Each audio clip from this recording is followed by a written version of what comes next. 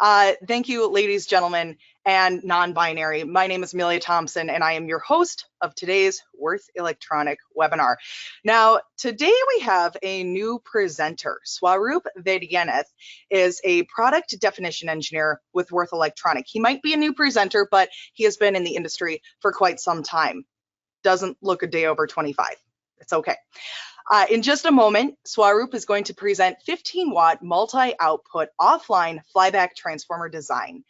And if you have any questions during today's webinar, feel free to ask them in the questions box, and then Swaroop will answer them at the end. Now, as a reminder, because you registered for today's Wurth Electronic webinar, you will automatically receive the follow-up email, which includes the video on demand and a PDF of the slides. This will be available within the next 24 to 48 hours, so make sure that you're looking for that in your email.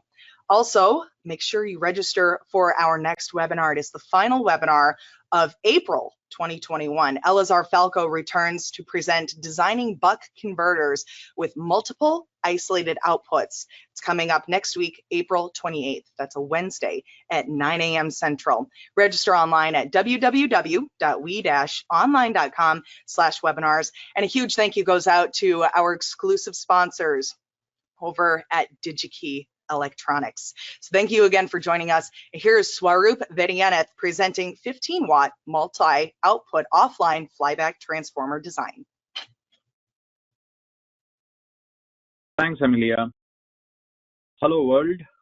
My name is Swaroop Vaidyanathan, product definition engineer, transformer specialist at Wurth Electronics. I have been in this role close to 9.5 years now, and I take care of custom transformer requests from major semiconductor companies in US for their power supply designs ranging from less than 1 watt up to 500 watts. So today's topic is about a 15-watt multi-output flyback transformer design. I co-wrote this app note with John DeRosa from Texas Instruments. Unfortunately, he couldn't join us today. So we will be discussing the design considerations taken to achieve over 86% efficiency for industrial appliance applications.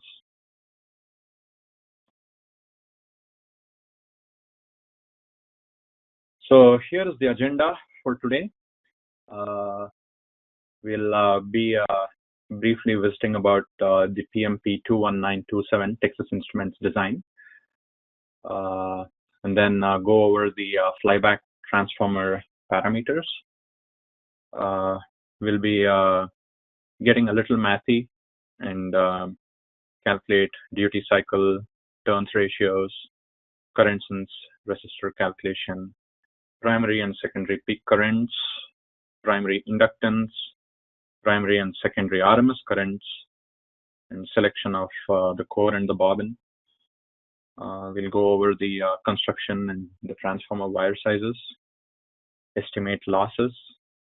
We'll look into testing and efficiency graphs, and finally conclusion. So Texas Instruments reference design PMP 21927 takes a universal VAC input and creates 3 isolated 15-volt outputs. So the main output can be loaded up to 1 amp and achieves over 86% efficiency. The other 2 isolated 15-volt outputs can be loaded to about 50 milliamps each. Using primary side regulation usually gives plus or minus 5% regulation accuracy related to the output voltage, and normally it is avoided when the multiple outputs are involved. But in this design, the low current outputs have LDO, linear regulators, to keep the voltages within 1% regardless of cross-loading conditions. So the transformer is a principal component in such designs, and building a transformer is often an iterative process with many incremental changes that can affect the overall efficiency. So in this webinar, we will focus on the flyback transformer design with multi-output isolated outputs and discuss the various design considerations that have been taken to achieve high efficiency while maintaining a low profile for power tool type of applications.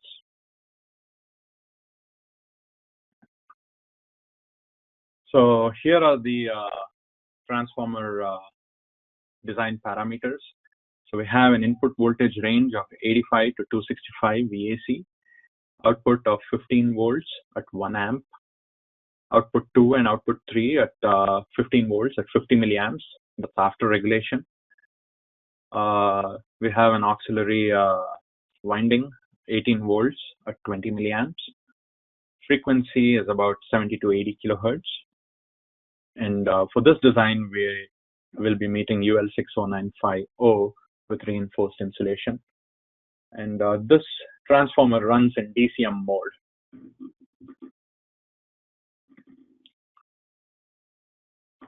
So the maximum available duty cycle is determined based on DCM, resonant time TR, the target switching frequency at max load, Fmax, and the demagnetizing duty cycle, Dmax CC. So the demagnetizing duty cycle is the secondary diode conduction duty cycle during the constant current operation. So it is internally set by the TI chip UCC 2871X family at 0.425. And all the equations that have been listed below in the next few slides are referenced from the TI's UCC 2871X controller family datasheet. So the Dmax is 1 minus TR by 2 times Fmax minus Dmax CC. So that gives us 0.495.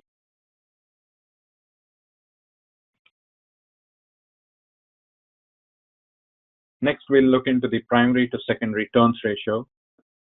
And since we have 3 outputs, we will use the output with the highest power of 15 volts at 1 amp, as that's a good starting point.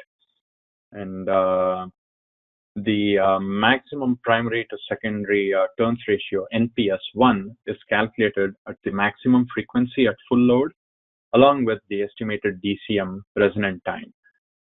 And the minimum input capacitor bulk voltage, that's V bulk min, the regulated output voltage, VOCV, the secondary rectifier forward voltage drop at near zero current, which is VF, and the target cable compensation voltage at the output terminals, that's VOCBC.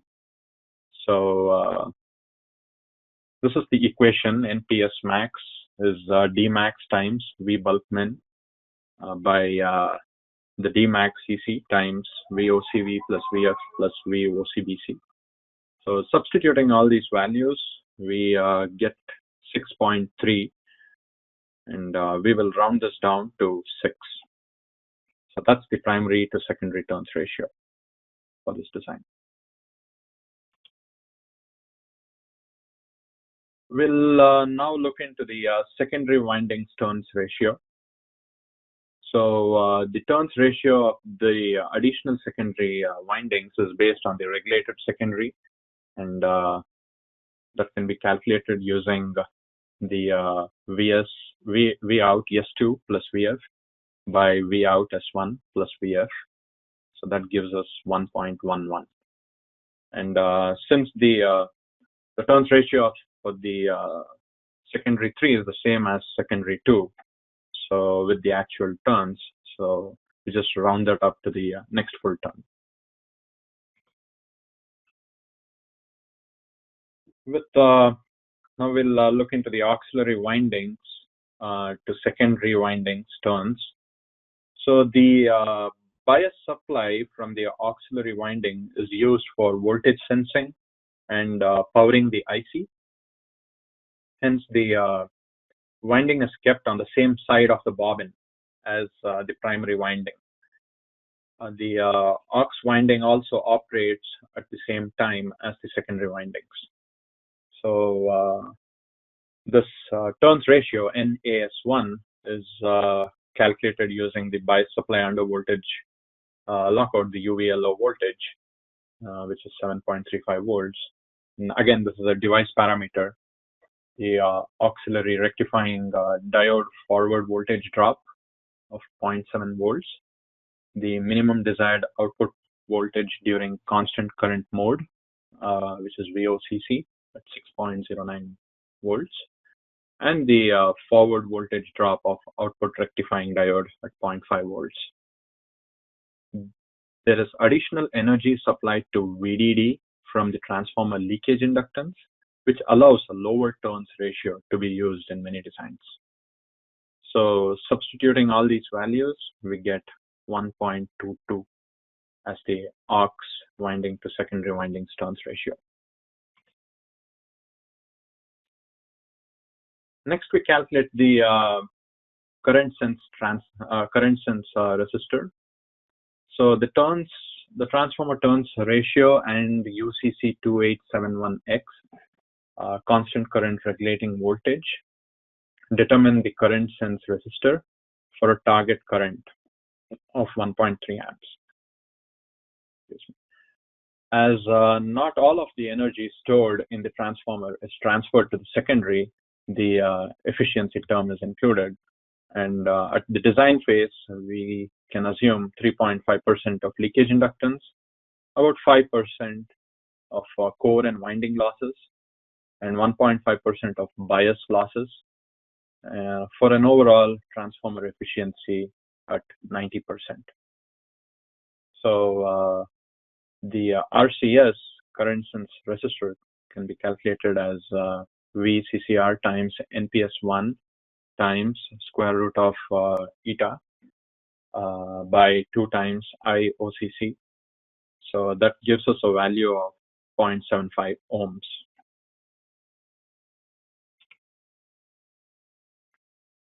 Next is the primary and secondary peak currents. So peak currents are important in calculating the required primary inductance needed in the transformer. And the primary peak current is simply the max current sense threshold at the controller divided by the current sense resistor. So that is VCST max by RCS gives us 1.0307 amps. The secondary peak current is the primary peak current times the turns ratio NPS1 of the transformer. So ISP max is IPP max times NPS1, which gives us 6.184 amps. The peak current of secondary 2 can be calculated using these equations. The LS2 is LP by NPS2 square, which is 450 microhenry by 5.4 square. That gives us about 15.43 microhenry. And the NPS2 is NPS1 divided by NS2S1, which is 6 by 1.11 gives 5.4.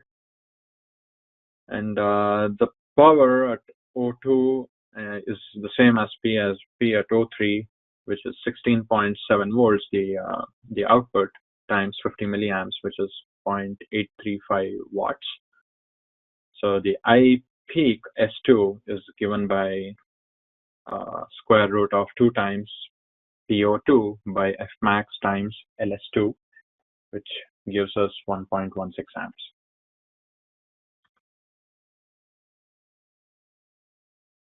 So here comes the primary inductance calculation.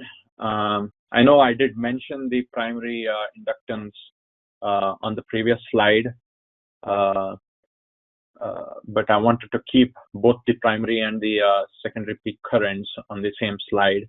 So I just moved the primary inductance on the next slide. So the primary inductance of the transformer LP is calculated using the standard energy storage equation. E is equal to half Li square. So the parameters required are the primary peak current, max switching frequency, total power, and the transformer efficiency. So P out, total power, is calculated as 7.03 watts. And using this now, substituting all the values, we get the primary inductance to be 445.9 microhenry. So we can round this to 450 microhenry, considering plus or minus 10% of tolerance.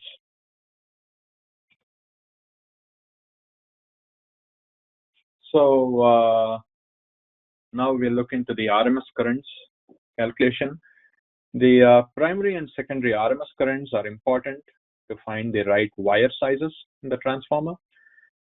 So the primary RMS current, IRMS pri, is dependent on the peak current, IPP, and the maximum duty cycle, Dmax. So that gives us the IRMS pri to be 0.42 amps. The equation for secondary RMS current is dependent on the secondary peak current and the demagnetizing duty cycle. So substituting the values, we get 2.33 amps. So the RMS currents on the secondary 2 and the secondary 3 windings can be calculated using these couple equations, which is IDC is I peak times D by 2, and IRMS is I peak square root of D by 3. So the IS2 and IS3 are the maximum output DC currents, and D of S2 is the estimated duty cycle of the off time for the secondary 2 and 3 windings. So that comes up to be 8.62%.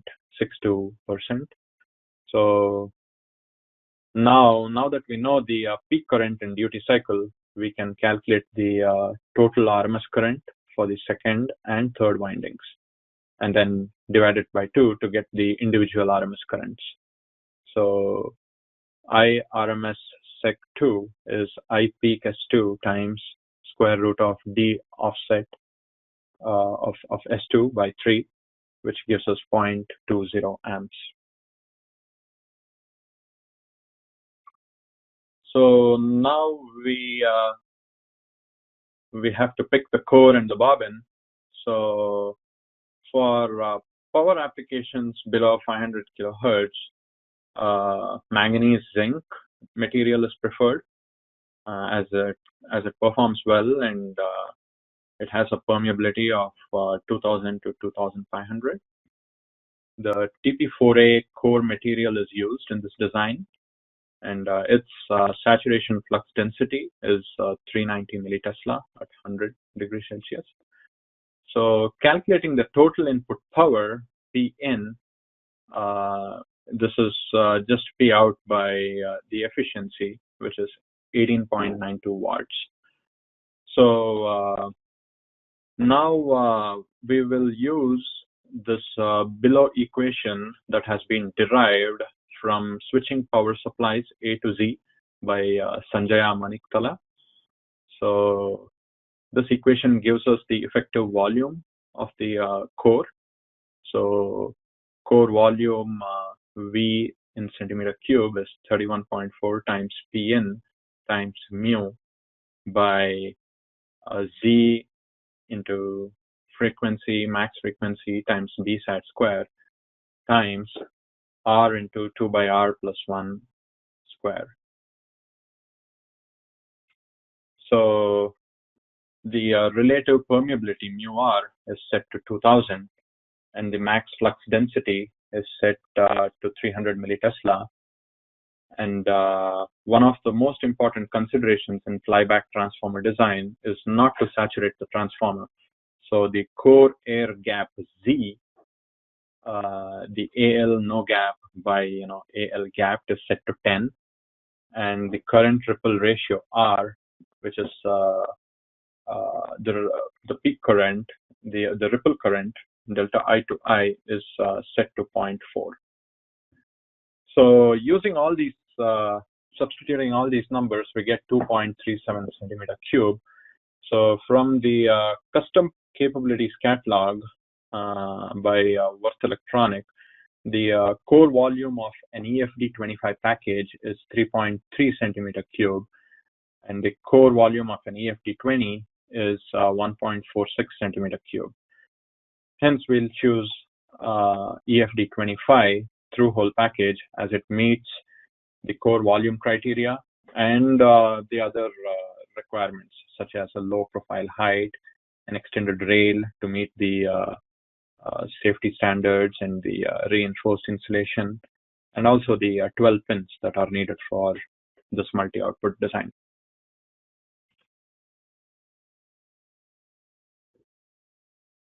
So now we can look into the wire sizes and construction.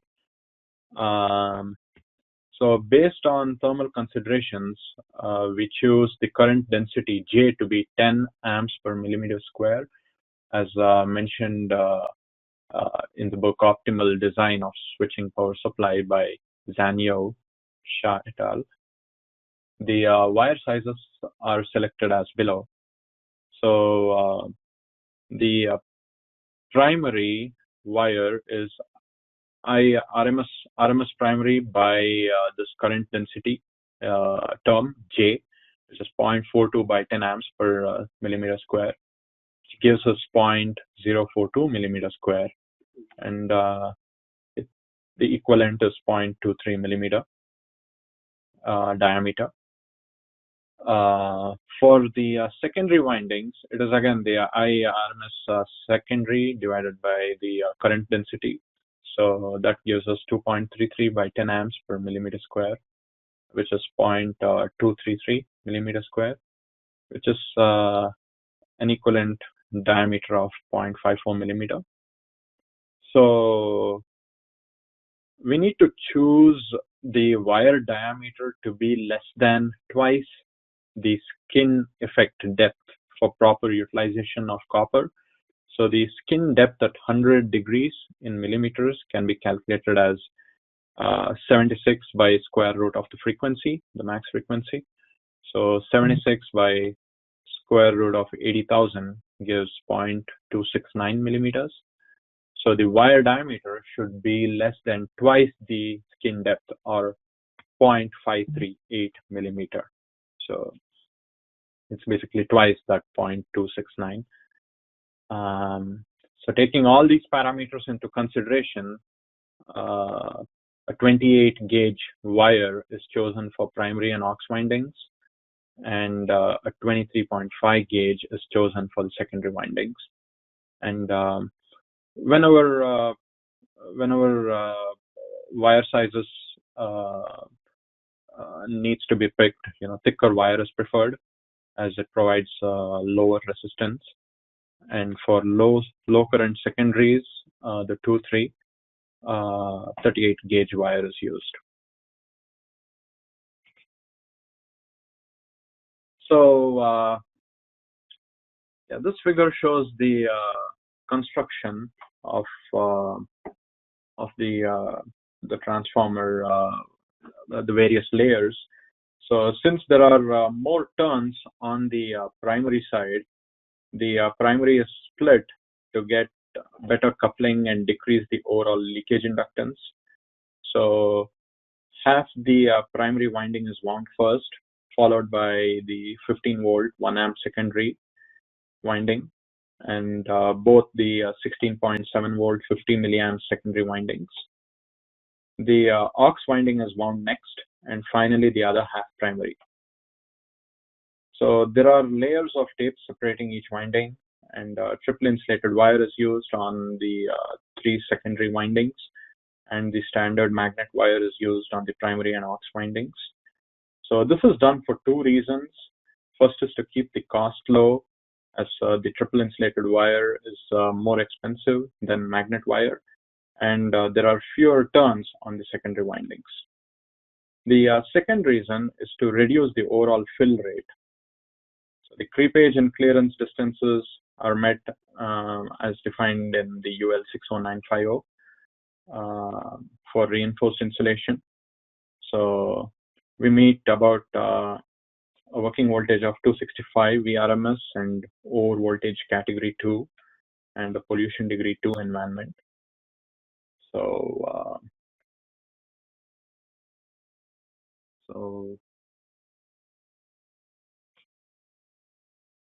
yeah, next we'll look into the losses.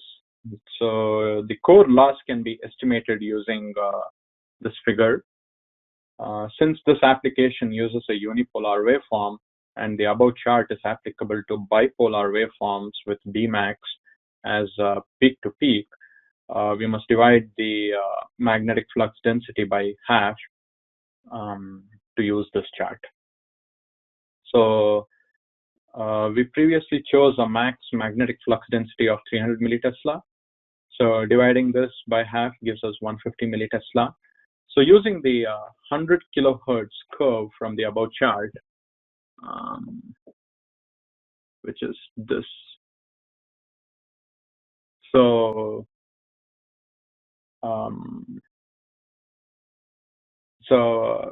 if we at 150 millitesla, there is an approximate core loss per volume of about 150 milliwatt per centimeter cube. So right about here. So when I say milliwatt per centimeter cube, it's the same as kilowatt per meter cube, scaled say 10 times 10 to the power of minus 6. So multiplying this value with the core volume of the EFD25 package, which is 3.306 centimeter cube, gives us the approximate core loss. So in this case, it is 496 milliwatts.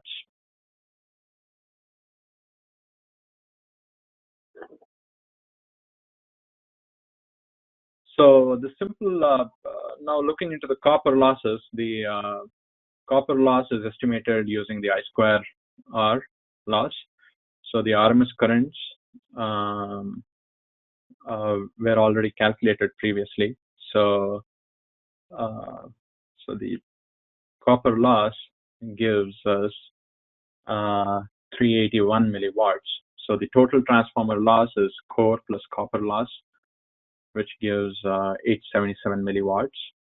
And the efficiency can be calculated as 1 minus the 877 milliwatts divided by the power, which gives us 94.85% theoretical transformer efficiency.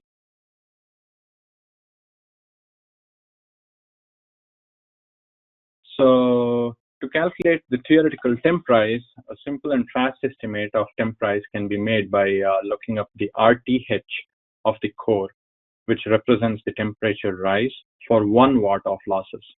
So for EFD25 core, the RTH is 30 Kelvin per watt. So multiplying the total losses gives us the temp price above ambient. So in this case, it is 30 times 0.877, about 26.3 degrees Celsius.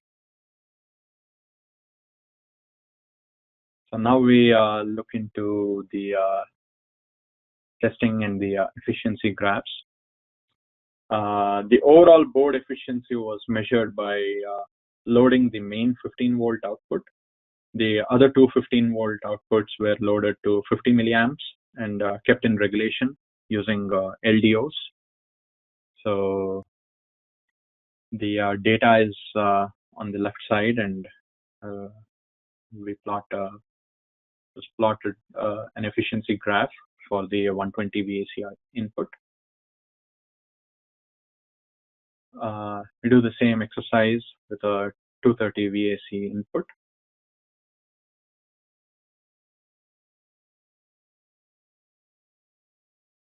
So going with a 90% transformer efficiency during the design phase for calculations for this 3 output flyback transformer is a very good estimate. The AC losses and bobbin fill factor should be taken into consideration as well. And as mentioned, building a flyback transformer is an iterative process, but these guidelines should lessen the number of iterations to get an optimum solution in about 2 revisions. So on a system level, this 15-watt multi-output offline flyback design achieved over 86% efficiency, taking switching losses and other component losses into consideration.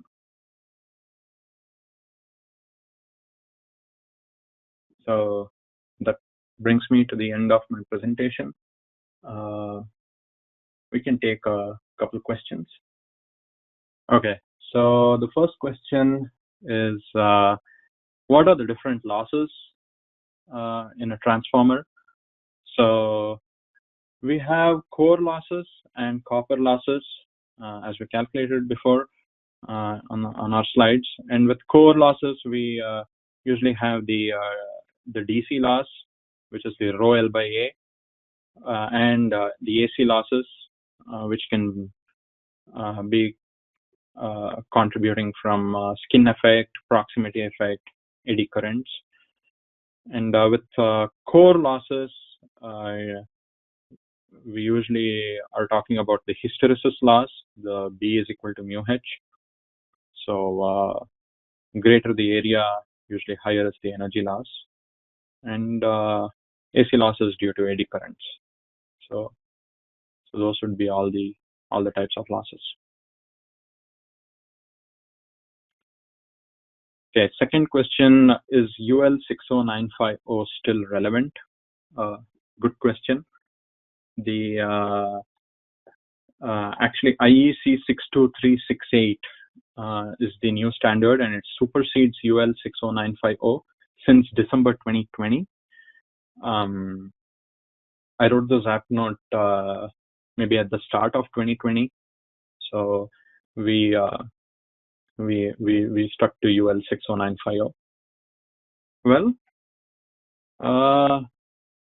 that's all we have. So thank you all for joining us, and have a great day.